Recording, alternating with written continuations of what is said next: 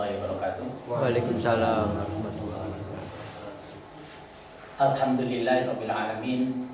Wassalatu wassalamu ala Muhammadin wa ala alihi washabihi ajmain. Marilah bersama kajian malam ini kita awali dengan basmalah. Bismillahirrahmanirrahim.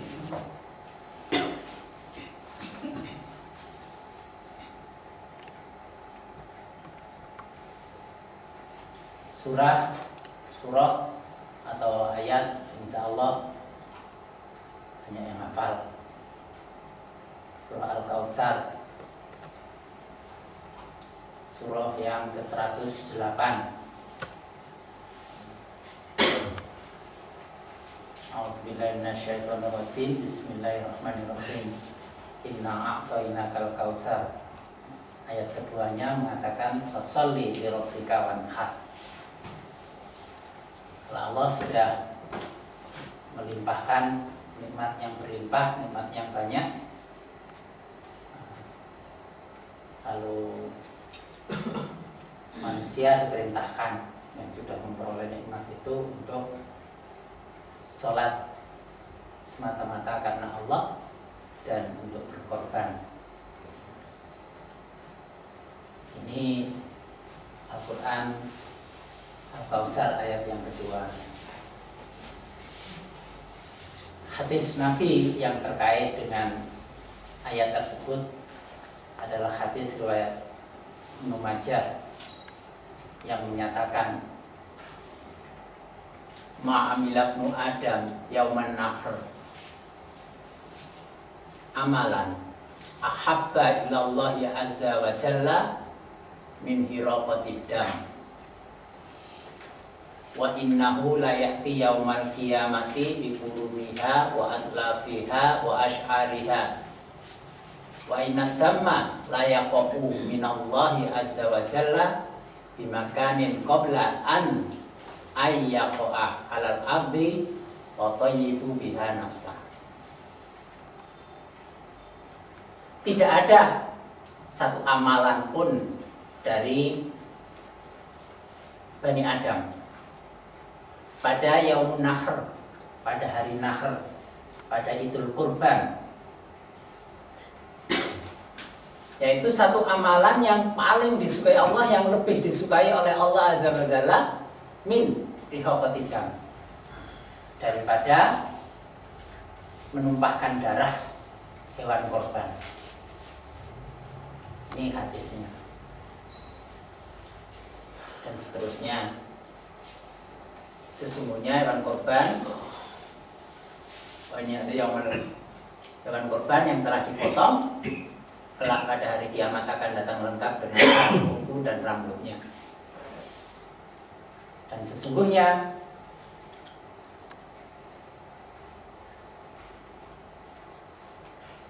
darah hewan korban telah diterima oleh Allah SWT sebelum mengalir ke tanah. Ini hadis. Ya, ini secara syar'i yang menjadi landasannya itu Al-Quran, surah Al-Kautsar, dan salah satunya hadis Nabi. Nanti masih ada hadis lain lagi juga riwayat Ibnu Majah, siapa yang berkemampuan korban pada hari Nahr tidak berkorban, maka jangan dekat-dekat dengan tempat sholatku atau musola. Tidak membahas lebih jauh tentang ini. Ini ada kata wan nahr birobika wanhar. Wanhar. Nah, ini kata wanhar. Kata wanhar. Wawunya ini huruf tidak disertakan dalam bahasan, hanya membahas bentuk fi'il amar, inhar. Aslinya dari kata naharo, yang haru. Bentuk fi'il amarnya inhar.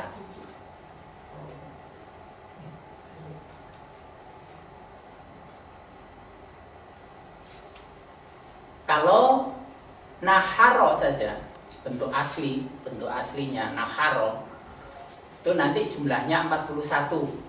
Karena nun huruf ke-25, ha ini huruf ke-6, dan ro huruf ke-10. Ini jumlahnya 41. Tapi karena ini bentuk fi'il amar, maka ada alif, tambahan alif di depannya. Maka tambah alif, alif huruf pertama atau huruf ke-1, sehingga jumlahnya menjadi 42.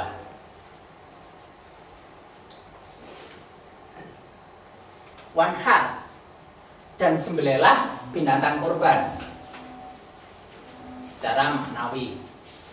Dari kata naharo, naharo itu artinya menyembelih dan juga menyempurnakan. Menyembelih juga berarti menyempurnakan. Dan itu bulan Dzulhijjah yang di dalamnya ada syariat memotong korban disebut sebagai bulan sempurna. Dzulhijjah diartikan yang memiliki kesempurnaan. Di samping diartikan memiliki ibadah haji, di dalamnya ada syariat ibadah haji. Dan haji itu simbol kesempurnaan rukun. Jadi kesempurnaan. Nah, karena itu kalau sesudah Ramadan itu dibakar. Ramadan itu pembakaran, Romito itu pembakaran. Setelah dibakar jadi di apa itu? Kalau kendaraan turun mesin ya, dandani total gitu. Setelah itu mencapai Syawal terjadi peningkatan fungsi. Lalu Dzulqa'dah memiliki kedudukan, ada makom di situ. Lanjut pada Dzulhijjah mencapai kesempurnaannya, dan di dalamnya ada ibadah haji sebagai simbol kesempurnaan rukun, dan ada ibadah kurban. Dan wanhar, naharo itu juga berarti menyempurnakan. Nah, kita lihat sebenarnya secara maknawi perintah korban itu arahnya kemana? Arahnya kemana?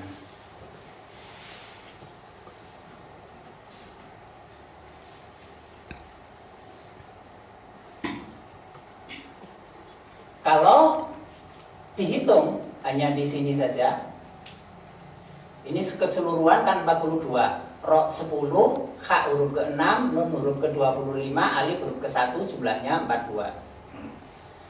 Tapi kalau sampai sini saja tidak menyertakan ro, hanya ha, nun, alif, berarti 6 tambah 5 tambah 1, ini 32. Surah 32 itu surah As-Sajdah. Surah As-Sajdah. Sajadah itu artinya sujud, itu artinya tunduk. Karena itu melaksanakan syariat ibadah kurban itu harus didasari dengan semata-mata ketundukan kepada Allah. Ini dari segi niatan batin, ketundukan. Dan juga kalau kita lihat di sini rohnya, roh itu huruf ke-10. Sedangkan ini sukun, ini saknah. Saknah itu nilainya 91. Saknah nilainya 91. Sehingga 91 tambah 10 itu menjadi 101. 101 itu qonitun, tunduk, orang-orang yang tunduk. Qonata menjadi kunut. Kunut. Karena itu wajib dalam semua sholat itu kunut. Ya.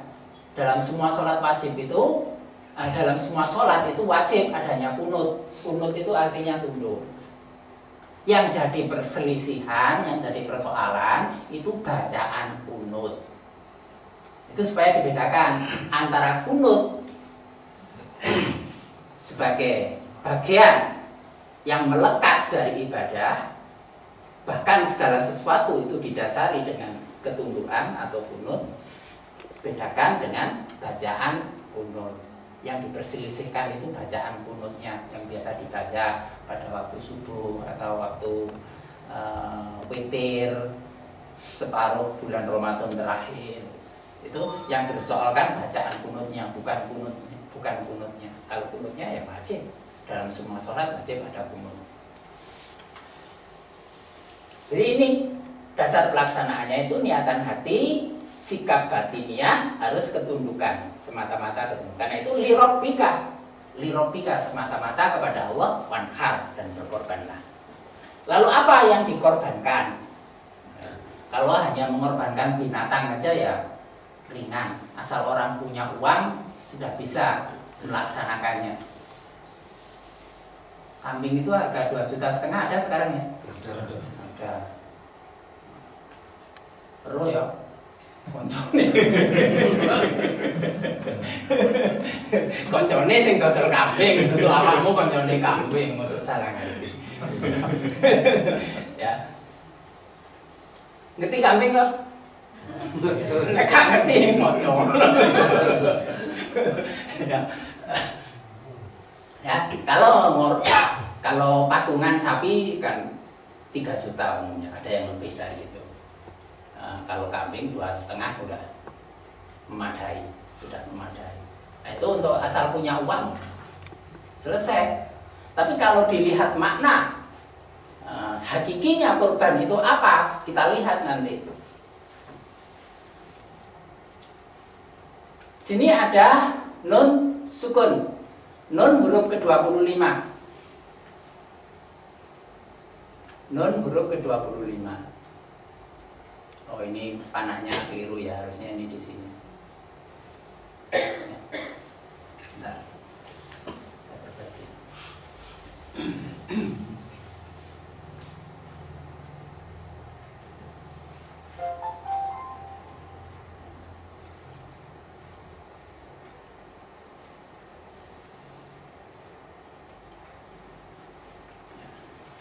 Nun huruf ke-25. Sedang saknah itu 91. Jumlahnya 116. 25 tambah 91. Sedang ini ha huruf ke-6. 6. Sedangkan fathah, fathah itu nilainya 61. 61 tambah 6, 67.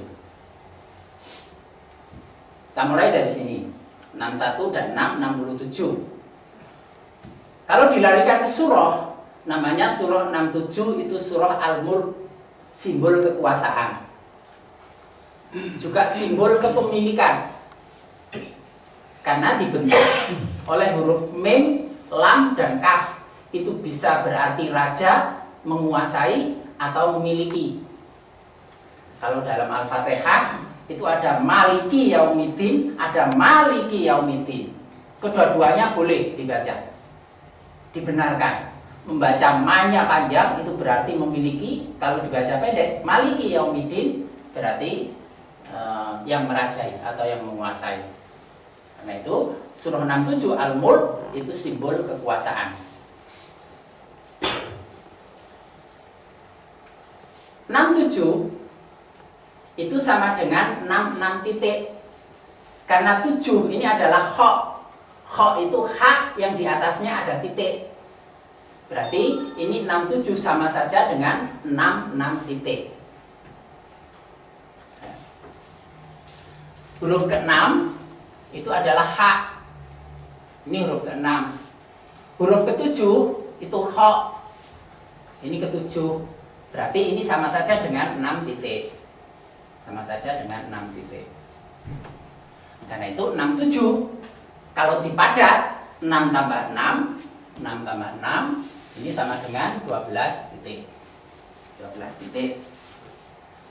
Sedangkan 12, 6 tambah 6 sama dengan 12, itu adalah sin, simbol nafsu. Sedang titiknya adalah ketenagaan. Karena titik itu adalah zat simbol ketenagaan. Atau makna dari ar-raddu.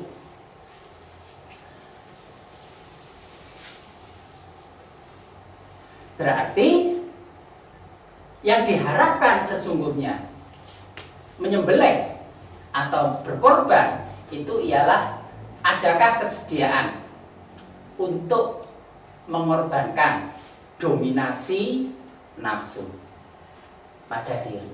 Adakah kesediaan mengorbankan dominasi nafsu pada diri. Nafsu itu selama ini berkuasa dan ketenagaannya sangat besar. Bahkan hampir seluruh ketenagaan yang ada itu dirampas semua oleh nafsu. Ketenagaan untuk potensi-potensi yang lain, di antara roh, rasa, akal, hati, itu banyak dirampas. Nah itu dulu Pak Munati biasa menggambarkan kalau di antara jari yang paling besar itu ya ini nafsu, yang paling gemuk. Ya, ini ruhnya yang paling kering, paling kecil, tidak pernah diberi kesempatan. Ruh itu senengane maca Quran, jarang. Maca Qurane apa? Lek tuntunane waratilil Qur'ana tartila, prakteke. Dan mari. Waratilil Qur'ana sak kobere. Iya.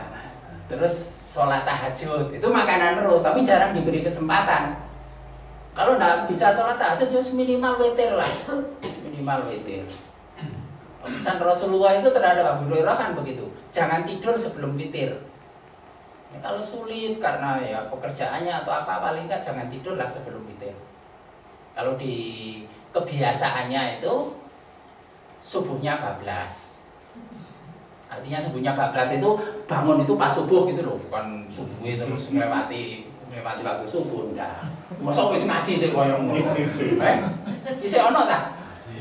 Masih jujur ya sapi. Ya.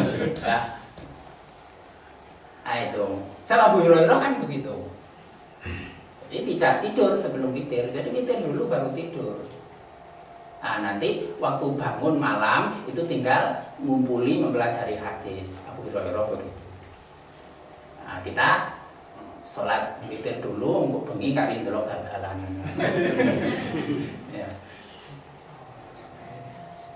Ya kalau sulit untuk melaksanakan tahajud dan witir pada sepertiga terakhir. Ketika habis pergian pulang terlalu malam, rasanya tidak tahan ini tidur, nggak mungkin bisa punya waktu yang cukup untuk melek 1 jam, ya sudah witir aja dulu baru tidur.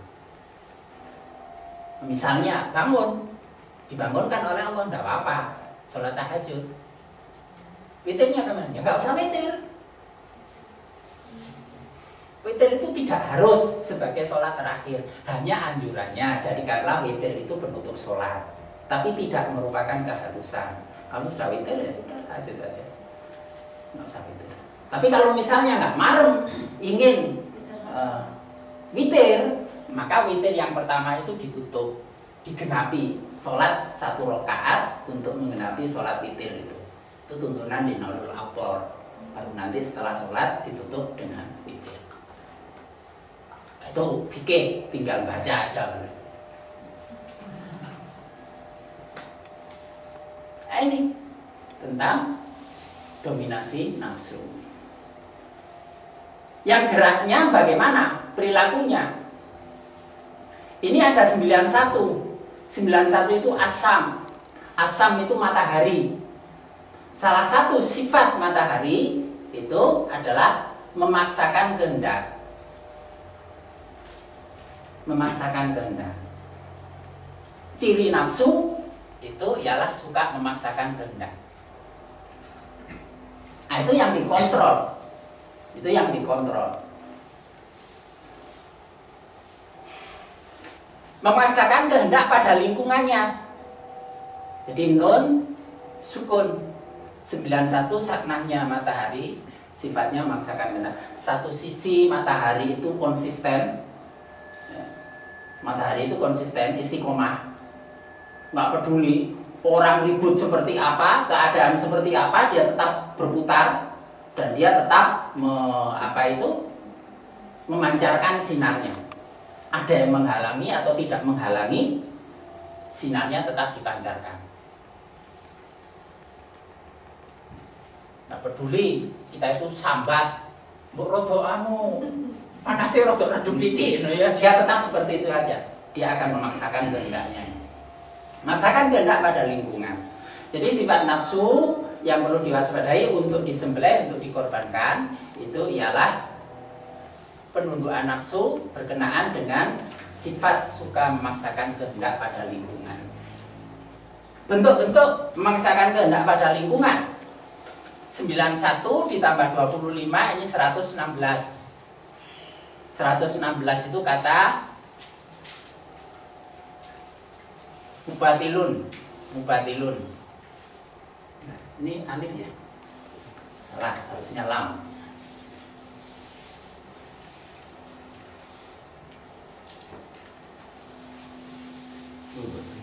Dari kata batil.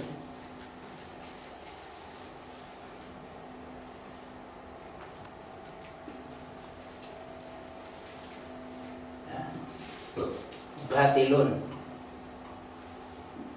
kesia-siaan, kebohongan. Kemudian yadurun, berbuat kemudorotan, as-sakhirin, ejekan, mengecek. Dan al-adawah, permusuhan. Nah, ini bentuk-bentuk pemaksaan kehendak pada lingkungan. Orang bohong itu karena dia memaksakan kehendaknya untuk diterima oleh orang lain. Supaya kemaunya diterima oleh orang lain, itu dia dengan cara berbohong. Itu pemaksaan kehendak. Berbuat kemudorotan, itu juga bagian dari pemaksaan kehendak. Karena tidak ada seorang pun ingin memperoleh atau itu mengalami atau mendapatkan mudarat. Tapi ketika ada orang berbuat yang mudarat, maka membuat orang terpaksa menerimanya. Maka itu bagian dari pemaksaan kehendak. Mengejek itu karena ada ketidakpuasan, ada tuntutan pada lingkungan, ada ketidakpuasan pada lingkungan, maka dimunculkan dalam bentuk menghina atau mengejek. Karena dia meminta, harusnya dia tidak seperti itu, mengejek. Kemudian permusuhan, al-adawah, tidak bisa menerima pandangan atau keadaan orang lain, ingin memaksakan kehendaknya, maka yang terjadi adalah memusuhi ketika seseorang tidak seperti yang diinginkan. Ini bentuk-bentuk pemaksaan kehendak. Nah, inilah diantara dominasi nafsu, utamanya berkenaan dengan pemaksaan kehendak yang bentuk-bentuk kuatannya itu 4 ini. Yang kesemuanya ini itu ini 42. Ini 42 dipadat menjadi 6. 4 tambah 2 6. 6 itu adalah huruf H. Huruf ke-6 itu H, artinya ikatan, tali, jeratan. Sedangkan surah ke-6 itu Al-An'am, binatang. Min bahimatil an'am, bahimah itu binatang, bahimiyah sifat kebinatangan. Maka sesungguhnya mengorbankan nafsu itu berkenaan dengan riyadhah, latihan untuk mengorbankan sifat atau ikatan-ikatan kebinatangan yang ada pada diri kita.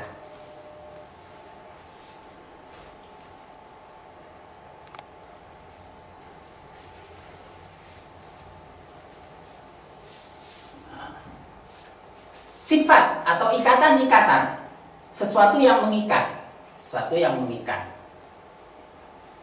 dari sifat-sifat kebinatangan. Karena di diri kita itu ada sifat mulukiyah, ada sifat malaikat, malakut, juga ada sifat kebinatangan, juga ada sifat syaitoniyah. Karena itu manusia itu semuanya lengkap ada di situ. Nah, itu harus bisa diselesaikan semua dorongan itu untuk berada di jalan yang lurus, ketundukan kepada Allah. Nah, disitulah kelebihan manusia dibanding makhluk-makhluk yang lain. Karena semua kekuatan itu ada di dalamnya. Nah, yang begini ini harus dilemahkan. Dilemahkan itu dalam bentuk disembelih. Disembelih itu berarti ketenagaannya dikurangi. Karena di hadis tadi juga dikatakan menumpahkan darah. Nah, kalau darahnya ditumpahkan, menumpahkan darah ini biraqatin dam, menumpahkan darah, maka menjadi melemah.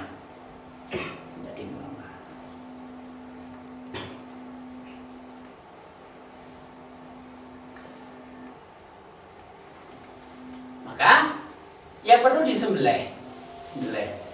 Ikatan-ikatan kebinatangan atau bahimiyah yang muncul dalam bentuk ini 41 semua angkanya. Kesukaan pada hal-hal yang batil, sesuatu yang bersifat sia-sia. Batil itu sia-sia. Lemah, yang tidak kekal, yang tidak bermakna dalam jangka panjang, itu semuanya batil. Fasad, berbuat kerusakan.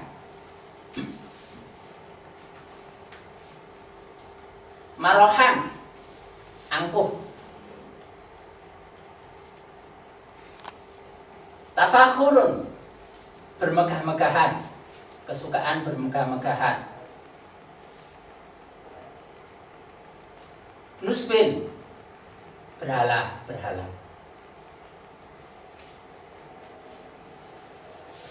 Ini bentuk jamak.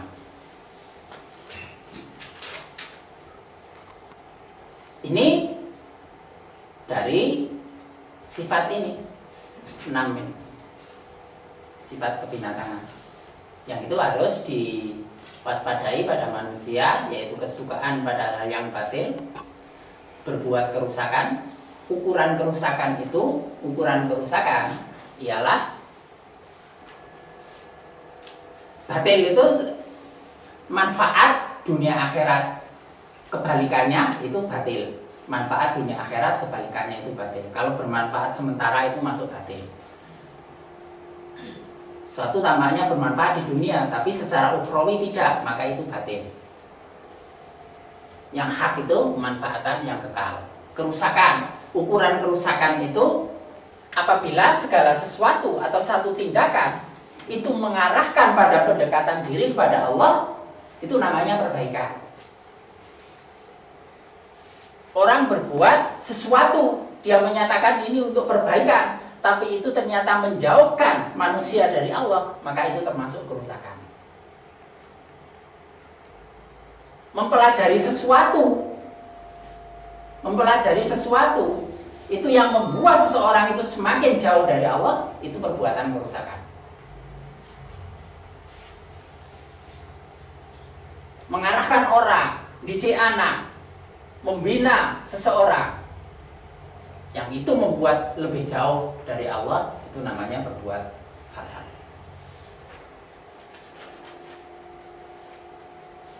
Angkuh, adanya perasaan tinggi hati, kemudian dimunculkan pada memandang rendah pada orang lain. Keangkuhan itu memandang rendah pada orang lain dan juga menolak kebenaran. Kebenaran yang ada ditolak itu sebagai bentuk keangkuhan. Lalu bermegah-megahan. Orang bermegah-megahan itu karena merasa punya kekayaan. Kekayaan itu tidak selalu berarti materi. Orang bisa bermegah-megahan karena ilmunya, bisa bermegah-megahan karena kekuatan ketenagaannya, kekuatan fisiknya, atau hartanya, atau yang lain-lain, atau jabatannya, atau bermegah-megahan karena keturunannya. Aku anaknya, aku turunannya iki, bagian dari bermegah-megahan. Kemudian berbagai bentuk berhala. Kekuatan-kekuatan lain selain Allah yang ia terikat kepadanya, itu namanya berhala. Maka semua ilah itu nanti menjadi berhala.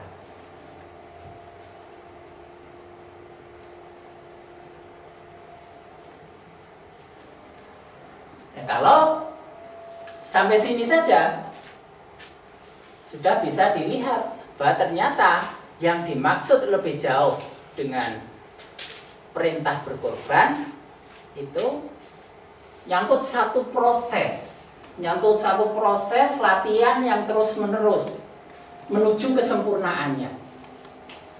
Ini arti lain itu dari menyembelih, menyempurnakan itu juga menghadapi. Jadi menghadapi persoalan-persoalan pribadi seperti ini. Ada sifat-sifat pribadi yang buruk pada dalam diri kita. Yang itu harus kita sembelih, itu harus kita hadapi dalam rangka penyempurnaan. penjadian manusia. Ini arti lain dari naharo ini adalah menghadapi, tapi tidak saya tuliskan gitu. Ini dihadapi semua ini. Nah, tinggal ngecek masing-masing sejauh mana sifat-sifat ini itu bercokol pada diri kita. Nah, dengan semangat korban itu supaya dipetani agar hal-hal ini secara berangsur-angsur dikurangi. Untuk menghabisi semuanya mungkin tidak bisa, tapi dengan latihan itu secara bertahap bisa diupayakan.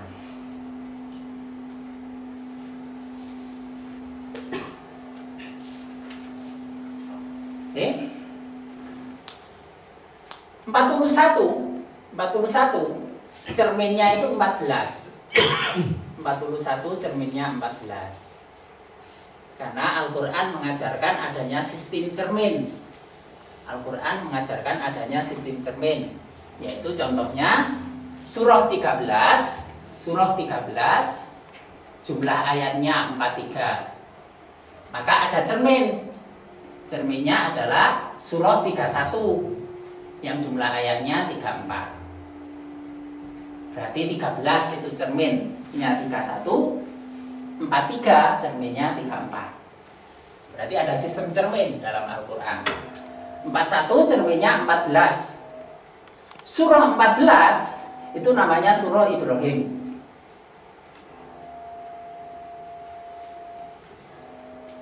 Kata Ibrahim dalam Al-Quran itu disebut sebanyak 69 kali. Ibrahim dalam Al-Quran disebut sebanyak 69 kali. 69 itu adalah nilai huruf mim, lam, dan kaf. Kembali ke sana tadi, al-mulk yang berarti memiliki. Jadi kepemilikan. Tetapi di Al-Quran penulisan Ibrahim tidak semuanya bentuknya seperti ini. Ini pakai apa itu? Maksurah, jadi tegak gitu ya. Ibrahimah. Nih, Ibrahim pakai ya. Tapi ada Al-Quran itu yang penulisan Ibrahim itu tidak menggunakan ya. Ini juga maksurah Ibrahim. Nah, pakai ya. Secara keseluruhan kata Ibrahim itu disebut 69 kali. Namun yang ditulis Ibrahim tanpa ya itu ada 15. Ada 15.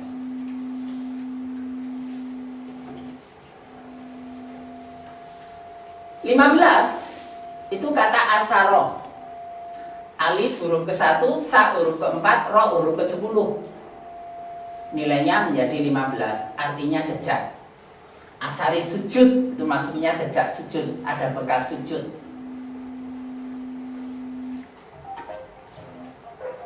Jejak. Kemudian kalau dilarikan ke huruf, 15 itu adalah dot. Dot itu langkah nyata. Langkah nyata. Sedangkan yang disebut 15 kali tadi itu adalah Ibrahim. Maka kita mengetahui makna Ibrahim ini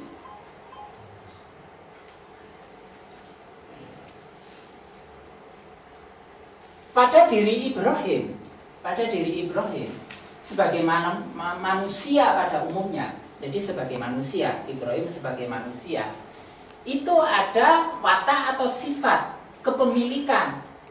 Sifat kepemilikan terhadap apa? Dunia. Karena Ibrahim itu angkanya 64. Kepemilikan dunia. Ibrahim ini angkanya 64. Ibrahim yang tanpa alif angkanya 64. 64 ini adalah kata dunia.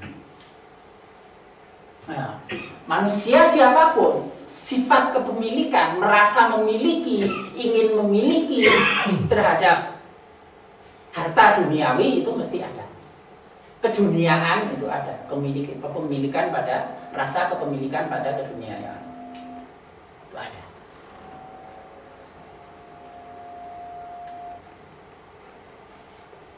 Kenapa? Karena manusia, bahkan Nabi Ibrahim pun itu juga punya nafsu. 14 kalau dilarikan surah itu adalah huruf shad. Dilarikan ke surah huruf shad. Jumlah huruf shad pada Al-Quran, jumlah huruf shad pada Al-Quran 2037. Kalau dihitung mulai dari Al-Fatihah sampai surah An-Nas itu di seluruh Al-Quran itu ada 2037 huruf shad yang tersebar pada berbagai bentukan kata.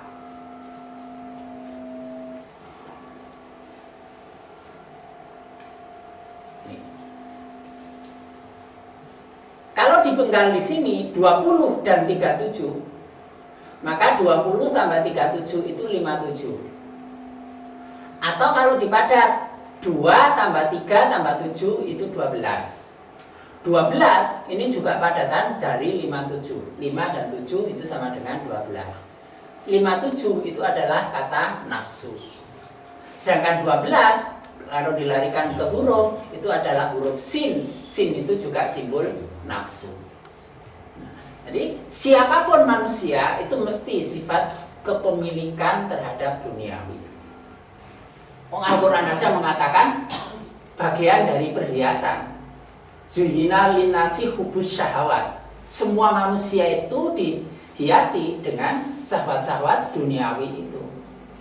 Minan nisa wal bani wal qanatiri, harta benda maupun pasangan hidup, anak-anak itu bagian dari hiasan duniawi. Tapi kan ada pilihan lain, ada yang kekal dari yang duniawi itu. Ini kalau ada orang mengatakan nggak butuh dunia itu, sakit goroi. Rasa itu mesti ada karena sifat kepemilikan itu ada dan tidak bisa hilang keseluruhannya, selalu ada.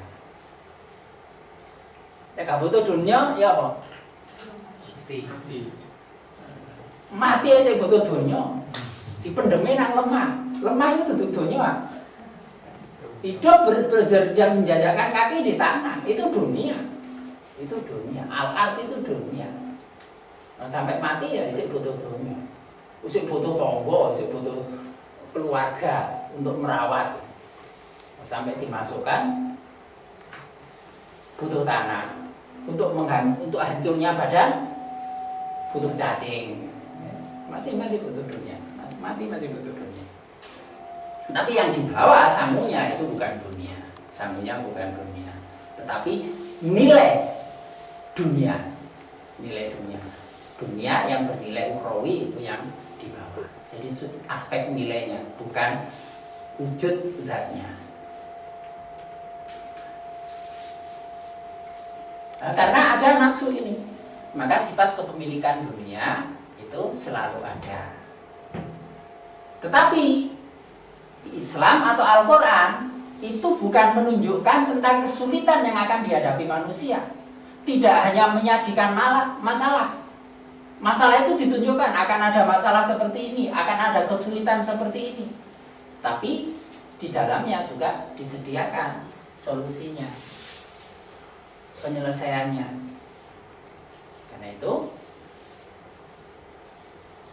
hambatan, kesulitan, masalah yang akan dihadapi itu apa saja dan cara penyelesaiannya bagaimana, itu sebagai kelengkapan petunjuk. Nah, teladannya adalah qad kanat lakum uswatun hasanatun fi Ibrahim. Sungguh telah ada suri teladan yang terbaik bagimu, yaitu pada diri Ibrahim. Karena itu yang diperlukan adalah mengikuti jejak langkah Nabi Ibrahim. Nah, untuk mengatasi sifat kepemilikan dunia yang timbul dari gerak ketenagaan nafsu, Maka penyelesaiannya adalah mengikuti jejak langkah Nabi Ibrahim yang telah menjadikan agama. Ibrahim itu 64, ini adalah dinan, agama. 15 itu ahad, tauhid, yang telah menjadikan agama tauhid sebagai ukuran kebenaran. 64 tambah 15 itu 79, al-haq.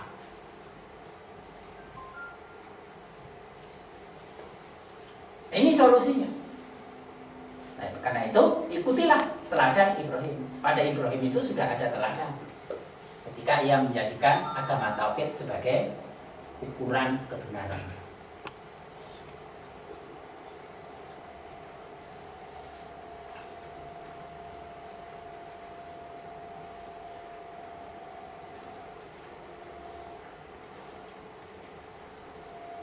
Ini 15 dipadat menjadi 6. Di sini 79. Maka kita lihat surah 6 ayat 79. Salah satu petunjuk atau teladan Nabi Ibrahim yang ditunjukkan itu apa? Sebagai pedoman untuk penyelesaian masalah, yaitu surah 6 ayat 79. Ternyata ayatnya berbunyi, inni wajjahtu wajhiya lilladzi fataras samawati wal ardo hanifan wa ma'ana minal musyrikin. Sesungguhnya aku menghadapkan diriku, wajjahtu wajhiya, kepada Rabb lilladzi fataras samawat wal ard, yang menciptakan langit dan bumi.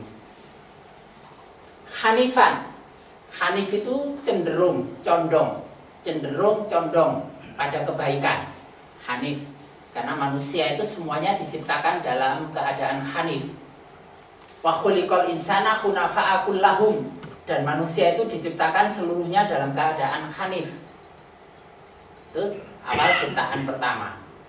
Jadi walaupun ada sifat-sifat yang buruk, ada nafsu, disertakan ditumbuhkan nafsu dengan kecenderungan yang buruk, tetapi sudah punya jiwa dasar yang hanif, condong pada kebaikan.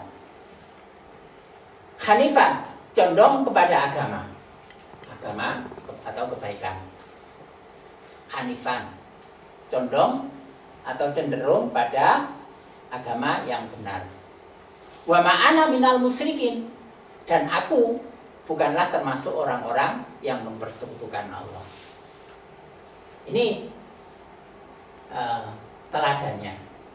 Berarti tidak mungkin seorang itu bisa mengatasi dominasi nafsu dengan berbagai bentuk cuatan perilaku, sikap dan perilaku yang sebagaimana digambarkan tadi itu, kalau tidak didahului dengan memurnikan tauhid kepada Allah.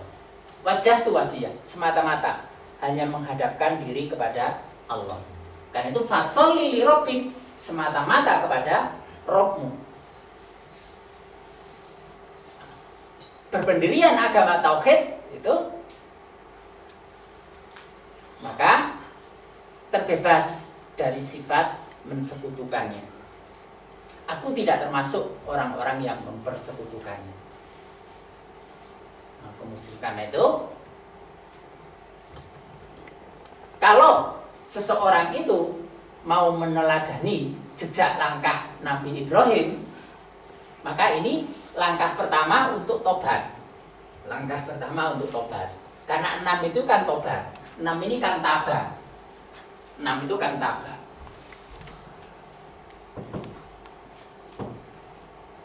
Ba huruf kedua, alif huruf ke-1, ta huruf ketiga. Jumlah seluruhnya 6. Jadi 6 itu tabah. Tobat dari dominasi nafsu, kepemilikan nafsu terhadap dunia, terus kesediaan untuk mau menyembelih dengan ketundukan, itu juga harus didasari memurnikan tauhid dan membersihkan diri dari kemusyrikan.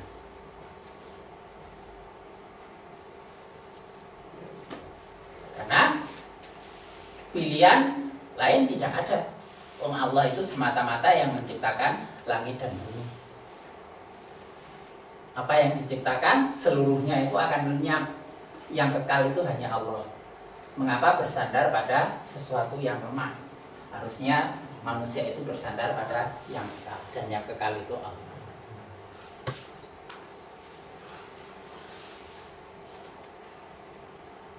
Penjelasan lanjut dari surah 679 yang dikatakan aku tidak termasuk orang yang musyrik. Semata-mata menghadapkan dirinya kepada Allah. Itu yang seperti apa? Itu dijelaskan pada surah 6 ayat 162. Tiba-tiba muncul surah 6 ayat 162 ini dari mana? Kalau ini, karena ini ada 6, terus di sini ada 79, maka lari surah 6 ayat 79.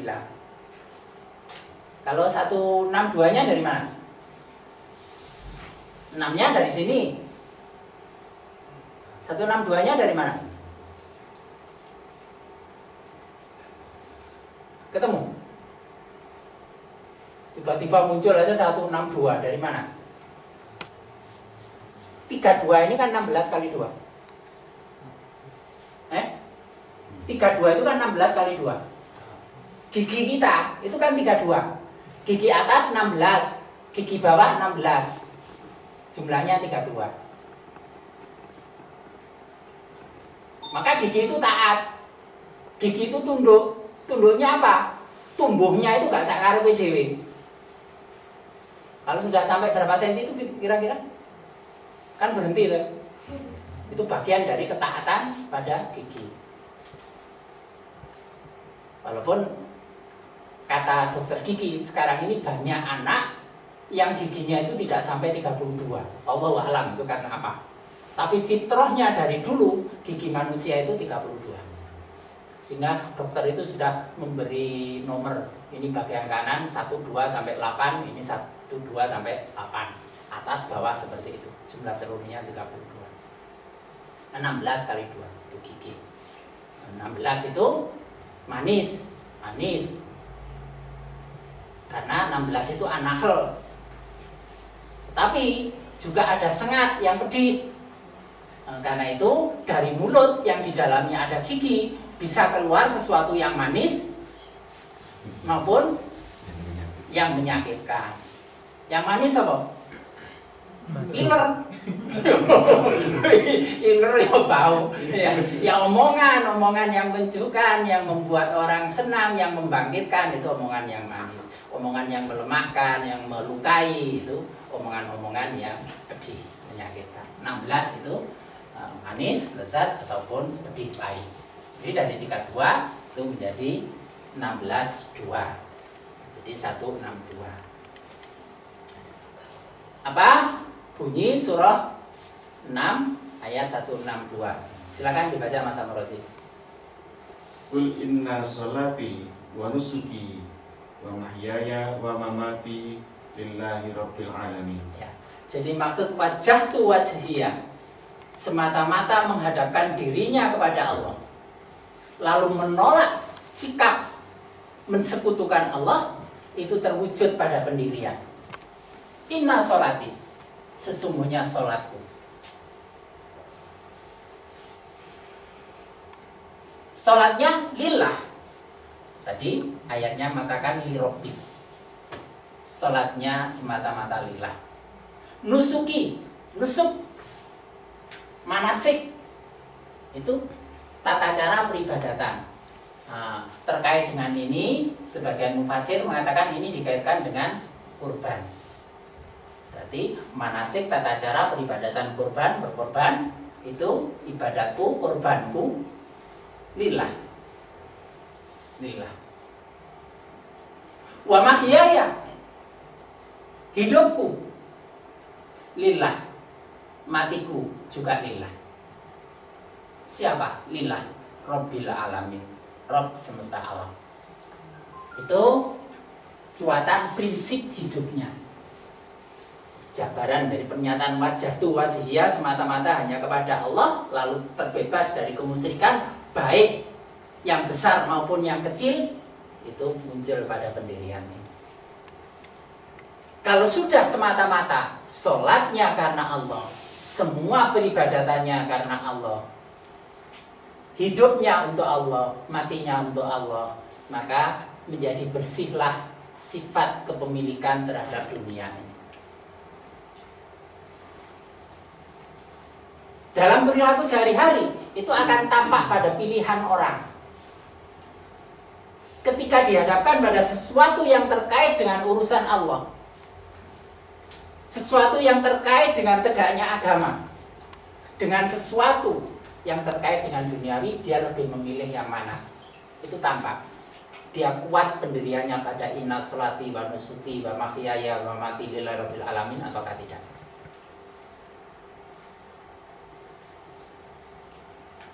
Ketika orang itu menangis, tidak punya kesempatan untuk berperan pada tegaknya agama, maka di situ terlihat sifat inna sholati wa nusuki wa mahyaya wa mamati. Sebagaimana ditunjukkan di antara sahabat itu, banyak yang menangis ketika tidak bisa ikut berperang karena tidak punya peralatan, tidak punya senjata, dan tidak punya kendaraan. Tapi ada yang memang sengaja, enak gak situ melo. Ada yang seperti itu. Itu yang dicela.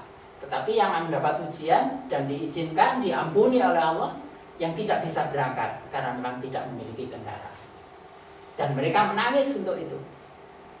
Tidak punya kesempatan itu, membuatnya menangis. Itu akan menunjukkan sifat inna sholati wa nusuki wa mahyaya wa mamatinya lillahi rabbil alamin ataukah belum sepenuhnya.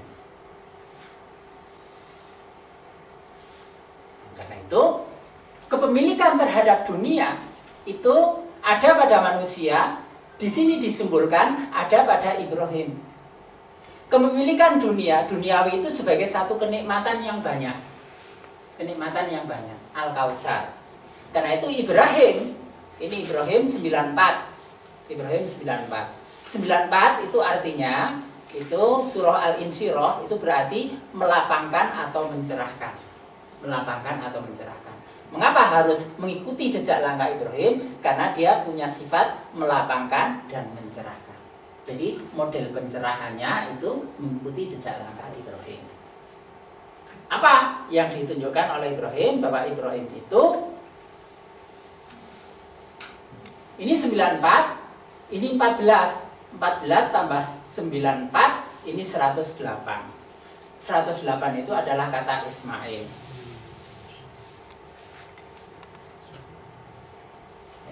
Ibrahim itu mengharap-harap mendapat kenikmatan. Bentuk kenikmatannya adalah dikarunia anak. Dan akhirnya anak itu diberikan, namanya Ismail. Ini sebagai karunia yang berlimpah, karunia yang banyak. Ini sebagai Al-Kautsar, surah 108 Al-Kautsar. Nah, ketika itu ada, itu diberikan, sifat kepemilikannya itu bisa muncul. Padahal pendiriannya harus bebas dari kemusyrikan, semata-mata semuanya karena Allah. Karena itu ujiannya di sini. Mau enggak melepaskan sifat kepemilikan duniawi ini? Mau enggak Ibrahim itu mengorbankan Ismail? Jadi setiap diri kita itu sebagaimana Nabi Ibrahim, dan setiap diri kita itu pasti punya sifat kepemilikan dunia. Ada hal nikmat yang kita cintai, tetapi ada saatnya Allah itu akan menguji kita. Ketika Allah menguji, maka itu akan tampak.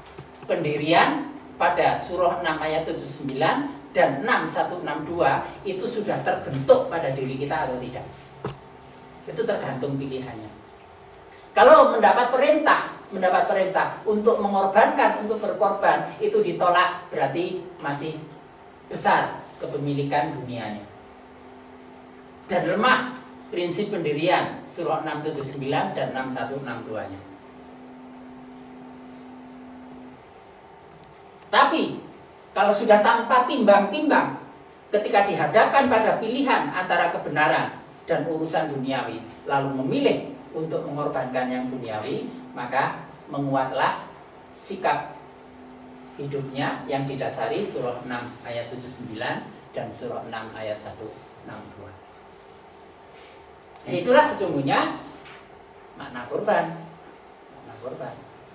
Kalau hanya menyembelih binatang itu mudah, tetapi kalau menyangkut proses seperti ini, riadah seperti ini, itu merupakan proses yang panjang dan bisa jadi ke arah menyembelih menghadapi menuju kesempurnaan itu tidak pernah menjadi sempurna sampai akhir hayat kita. Tapi yang penting ada proses teladan Ibrahim untuk mengikuti jejak langkahnya, memurnikan tauhid sebagai bentuk keberpihakannya pada al-haq. Inilah yang kita bahas, diuraikan pada malam ini. Kalau ada pertanyaan silakan. Ada?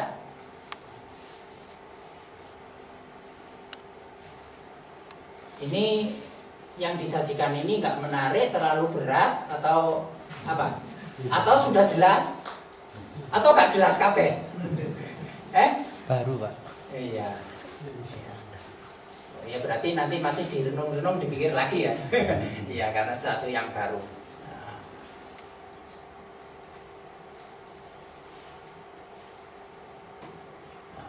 Lalu sekarang prakteknya bagaimana?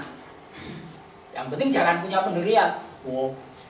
Kurban ya percuma lah orang iso kaya ngene, ya gak ngono iku.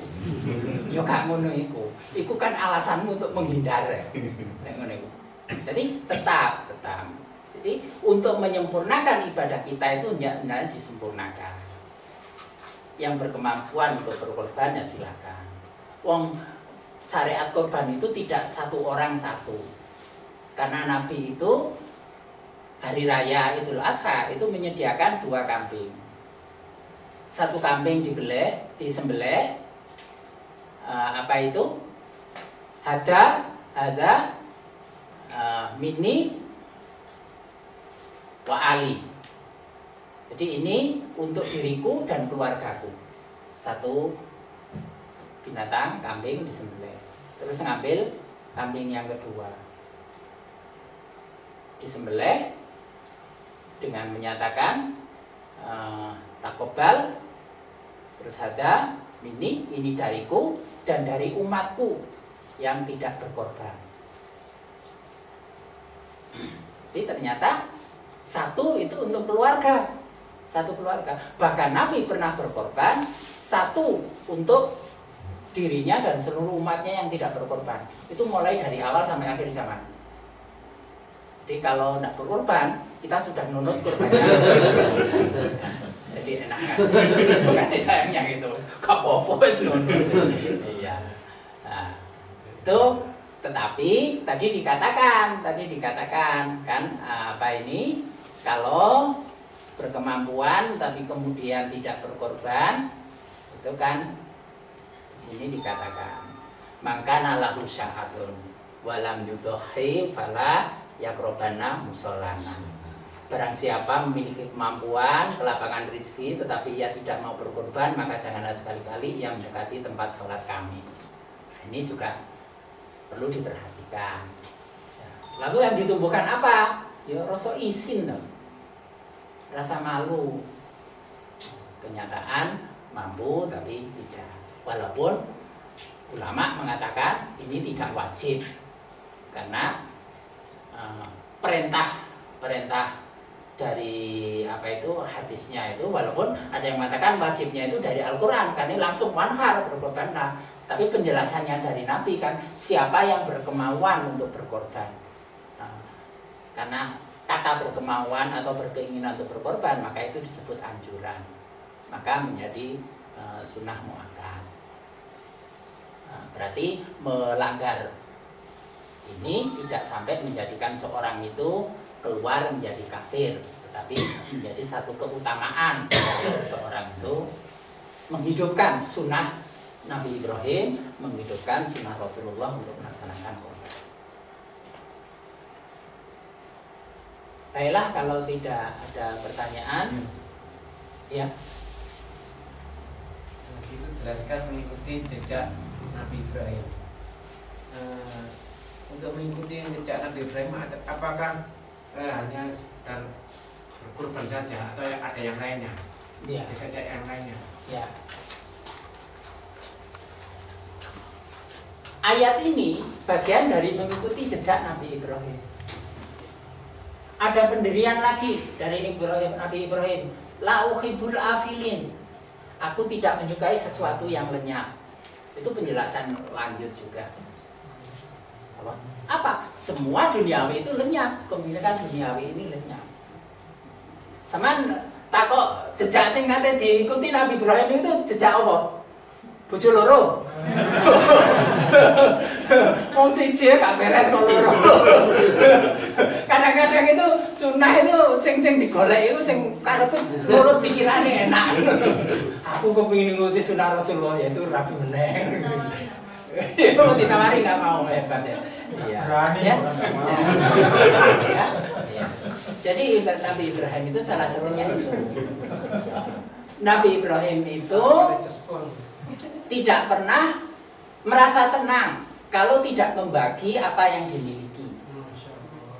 Karena itu yang punya dasar atau unsur Ibrahim biasanya suka makan bersama. Lebih merasa enak kalau makan itu ngajak orang. Tidak ada unsur Ibrahim dalam jusnya, tapi yo seneng ngajak makan, yo luar biasa nih. Umpama ada Ibrahimnya lebih apa itu? Lebih banyak lagi. Tapi bisa juga sifat Jum'ah itu juga selalu mengajak untuk bersama. Jadi tidak semata-mata Ibrahim. Ada Jum'ah pada jusnya itu juga akan membuat seorang suka untuk bersama. Nabi Ibrahim itu tidak pernah tenang kalau tidak membagi apa yang dimilikinya. Terus Nabi Ibrahim itu bahkan dalam memberikan itu tidak terlalu melihat-lihat seseorang itu bertauhid atau musyrik. Nah, karena pengalamannya begitu. Sekali waktu ada orang datang ke Nabi Ibrahim minta makan, dia sambat lapar, dia ditanya dia muslim atau enggak, dia beragama apa? Ternyata dia beragama Majusi. Maka Nabi Ibrahim menolak karena dia termasuk orang musyrik. Dari situ ternyata ada teguran dari Allah. Allah mengatakan dia itu adalah makhlukku. Yang menciptakan dia itu juga aku. Selama ini aku yang menjamin dia, memberi makan dia, memberi pakaian dia. Walaupun dia memaki-maki aku tetap memberi pada dia, kata Allah. Minta kamu satu kali aja kamu nggak mau memberi. Akhirnya Nabi Ibrahim tobat. Menyadari kesalahannya, lalu orang itu dicari. Setelah ketemu, diundang untuk ke rumahnya. Orang ini jadi heran. Loh, tadi aku sudah kamu tolak. Mengapa sekarang jadi kamu aja? Nabi Ibrahim mengatakan, aku telah ditegur oleh Robku.